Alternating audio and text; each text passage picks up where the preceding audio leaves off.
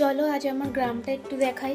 সাধারণত একটা গ্রামে যা যা থাকে, পুকুর, নদী, মাঠঘাট, রাস্তার ধারে বড় বড় গাছ, আমাদের গ্রামেও সেগুলোই আছে। চারিদিকে এখন সবুজে ঘেরা। গ্রামে এখন রাস্তার ধারে হয়েছে বড় বড় পাট গাছ। বিকালে আমি আর তিয়াসা বেরিয়েছিলাম একটু হাঁটতে। তিয়াসা হলো আমার ছোটবেলার বন্ধু। তোমরা ওর চ্যানেলে কিছুদিন পর থেকে এরকম ভিডিও দেখতে পাবে। প্রায় এক মাস ধরে যে পরিমাণে বৃষ্টি হচ্ছে, রোজ এই বৃষ্টি হওয়ার জন্য আমাদের গ্রামের কিছু মাঠগুলোতে এরকম জল দাঁড়িয়ে গেছে। আর কিছুদিন এরকম জল হলেই চারিদিকে এই জমিগুলোও সব ডুবে যাবে।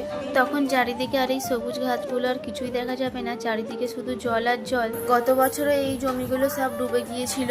আমাদের গ্রামের রাস্তার ধারে কিছু জায়গায় এই ফুলগুলো হয়েছে, দেখতে খুব সুন্দর লাগে। সূর্যমুখী ফুলের মতো অনেকটা দেখতে, ছোট ছোট এই ফুলগুলোর কি নাম আমি জানি না।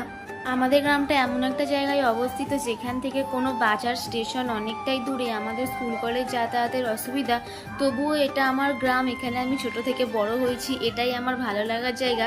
আমাদের এই ছোট্ট গ্রামটা তোমাদের কেমন লাগলো জানিও।